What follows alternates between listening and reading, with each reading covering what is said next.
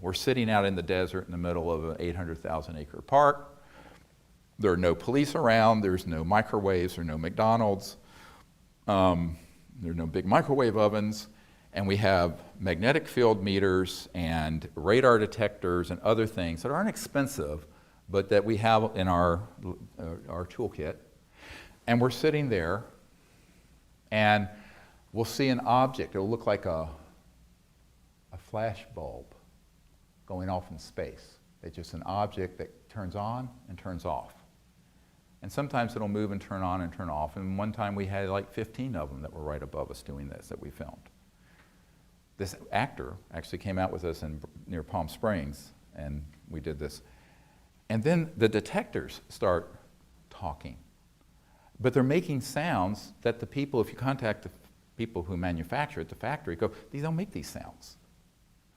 And they're actually doing trans-dimensional communication through the electronics. So forget the Arecibo telescopes and the SETI project spending hundreds of millions of dollars. You can go to Radio Shack, get a radar detector, a magnetic field meter, tri-field meter, and a couple other things, put that out, sit in meditative state, and then welcome them to come, and all kinds of things can start happening. And what is it? How do you interpret that, though? It becomes very intuitive.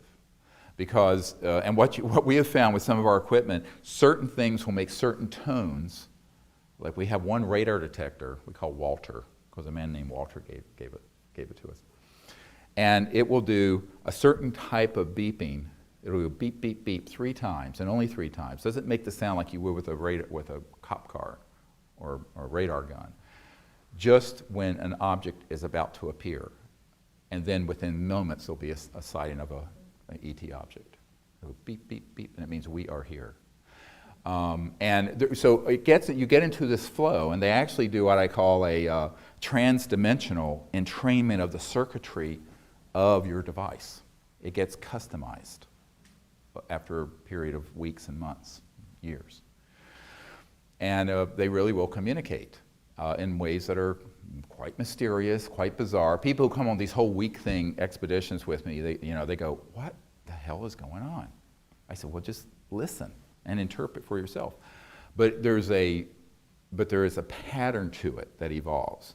So you have objects that can materialize, objects that can be quasi-materialized, that are like the cobalt blue object at that Air Force Base.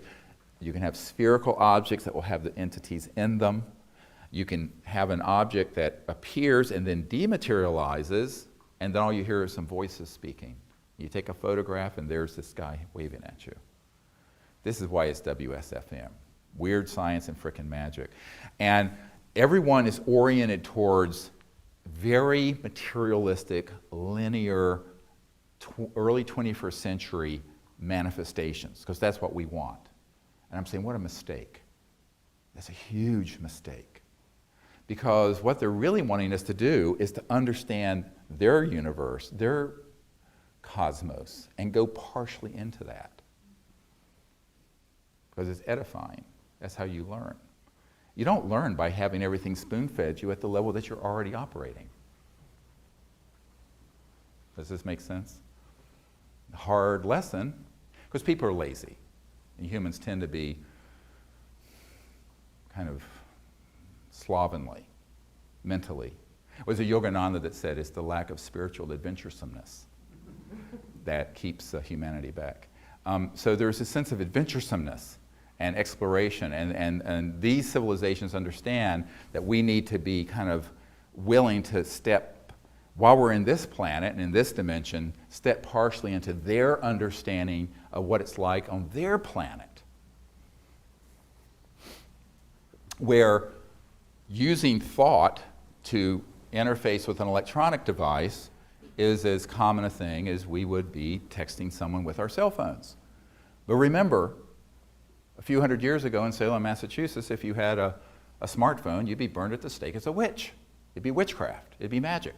So that's why, if we're really looking at this, and instead of looking backward, if we want to look forward into where our civilization's headed, we need to take these lessons to heart and begin to practice it within that paradigm. And that's what we're encouraging people to do through these CE5, Close Encounters of the Fifth Kind teams. Very, very exciting, because as you begin there, we have an app that's at the app stores. It's for both iPhones and also Google, that you can get that has the whole meditation technique. It'll actually turn your phone into a magnetic field meter. It does all this stuff. It's a whole course. It's a huge file. You have to use your computer to download it. It's so big. But I encourage people to get that. We have people who've done that, gotten that, and who are in all kinds of remote areas of the world. And now that's separate from the app, the free app that lets you network with people in your area. That's the ET Contact Networking app. This is the training app. And but it's only like $6.99, and it has like a zillion things in there. And I encourage people to get that, because if you can't come on a whole week expedition with me, and those are limited to 20 people, so let's face it, not many people can, but you can get that, practice it, find some people in your area, and go out and begin to do it. And when you go out and begin to practice it, then you realize, wow, this works. And we've heard from so many people go out and try it, and they go, we had an amazing object, we had amazing sighting, we had this thing come right into the field with us. And the reason it works is that it's so simple. Because the simplicity of it, even though what I'm giving you is more of a deeper theoretical and physics understanding of it, everyone's conscious, right? Well, unless you're in a coma. And everyone can think. And so if you are sentient, if you have the ability to be aware and awake, you can become aware of awareness. And in that self-aware state, you can go into the silence of deep, quiet mind. And in that state, begin to remote view and see distant places, including where the ET craft are. And they may be under the ground underneath you. They may be transposed in the air around you.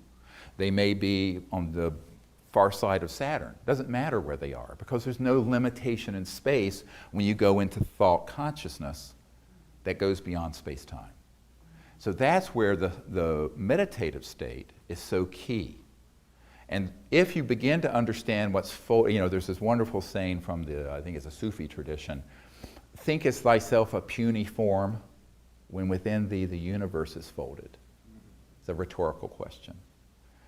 So we think of ourselves as just these little animals running around, but the truth is, every conscious being has the ability to be aware of the awareness itself, and from that point, explore anywhere and travel anywhere, see any place.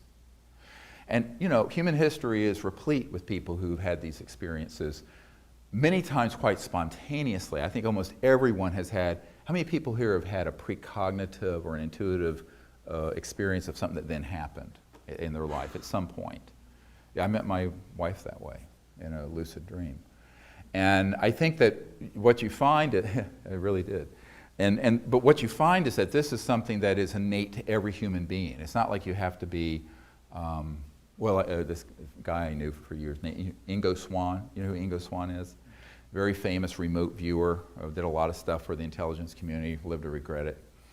But I was at his home up in New York some years ago, and just a wonderful man, brilliant. And he did a lot of work with SRI, Stanford Research International, and DARPA, and Army Intelligence and CIA. And they were experimenting and training people during the Cold War to be able to use consciousness to spy on the Soviet Union. And the Soviet Union was doing the same thing. And everyone in the intelligence community at a certain clearance level knows about this, by the way. This is nothing, all that secret. It's hidden in plain sight. But what was interesting to me was that, he regretted that he ended up being used that way eventually. But what he and I would talk about together is the fact that every single human being has the ability to do this. They just don't do anything to help develop it.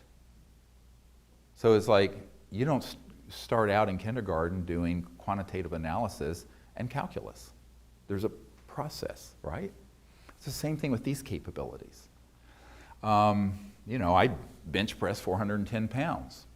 But you don't start out that way. You rip your, pectoralis muscles in half. So so everything is an iterative learning, developing process of skill and knowledge and experience that builds on itself over time. Most people just never take the time to sit down 2-3 times a day, go into a quiet meditative state, and then practice the ability to intend to know. And I call it the intend to know because it's not brute will, it's quietly going into consciousness and then saying, I want to know this, or I want to see this place. And let it open very subtly. It's a very subtle, integrative process as opposed to a brutal intellectual one. My own approach to this is a very Vedic one. And as you know, the ancient Vedas, people conflate the Vedas with Hinduism. They have really very little to do with each other. The Vedic knowledge predates any known, it's a philosophy. But Vedanta is really the study of consciousness in its singularity. And that's, of course, from that, the concept of the human experiencing that state, which is called samadhi or nirvana. But there's this misunderstanding in the public that only certain adepts, that you have to lay on a bed of nails for 30 years and, do all kinds of crazy stuff to be able to have this happen. It simply isn't true. Every single human being can learn to sit quietly, go into a meditative state, using whatever works for you. I use a type of mantra meditation. It can also be a breathing technique with mantra. There are a lot of approaches to it. The key thing is for the mind to become quiet, centered, and allow it to become very deeply centered. And at the point where all thought and awareness of everything disappears, but you're not asleep, you're still awake, it may just be a flash. That's the samadhi state. It's the experience of pure consciousness without differentiation. That's the state of pure non-locality. At that point, you are omnipresent. You're everywhere. And it is at that point that if you begin to practice and experience that, you can stay very steady state in your awareness and then intend, while still being very quiet, to see or know something that's remote, like where a starship is, or what's going on at home in your kitchen.